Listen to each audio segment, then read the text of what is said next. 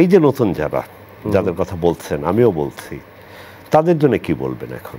আমি বলবো যে তোমরা গিয়ে যাও, মানে সুযোগগুলো কিভাবে তারা নিবে? না, যে সুযোগগুলো পাচ্ছে সেগুলোকে কাজে লাগাতে হবে। ওখান থেকে ফটকা একটা হয়তো দুটো বেরিয়ে যাবে, যেতে বেরিয়ে তাকে হয়তো অনেক উপরে নিয়ে আসবে বা টেনে একটা স্টেজ থেকে আরেকটা স্টেজে নিয়ে আসবে, এটা যেমন একটা ব্যাপার। আর তার সাথে সাথে একটা জিনিস বলবো যে আমি সেটা সবসময় বলি যে খুব প্রফেশনে খুব অনেস্ট থাকতে হয়, এটা একটু অভাব আছে। কারণ সঙ্গীত আমার একটা প্রফেশন, এটা তো আমি বলি যে this is the finest profession in the world. এই কারণে যে মানুষ কিন্তু সুরের মধ্যে দিয়ে বাধাতার মাধ্যমে সৃষ্টিকর্তা খোঁজে, সেটা যখন প্রফেশন হয় তখন খুব সাবধানে এটাকে হ্যান্ডেলিং করা উচিত। করে না অনেকে, বেশিরভাগই করতে চায় না, করে না, বোঝে না। করা উচিত, তা না হলে এটা থাকে না। এটা যেমন একটা।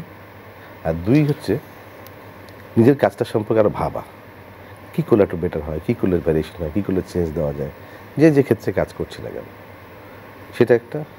আর যতটুক এই যে উচ্চতম যারা যতটুকু শিখে নিতে পারো ভালো কোনো ট্রেনের কাছ থেকে, আর একটু বেটার, আর একটু কিছু মানে মেথডিক্যাল কোনো ফর্মুলা বা ট্রেনিং সিস্টেম যেটা তোমার ভয়েস থেকে আরও বেটারমেন্টে নিয়ে যাবে বা লংজিভিটির জন্য সাহায্য করবে, সেটা শিখে নাও। এই তিনটা জিনিস আমার বলার কিছু।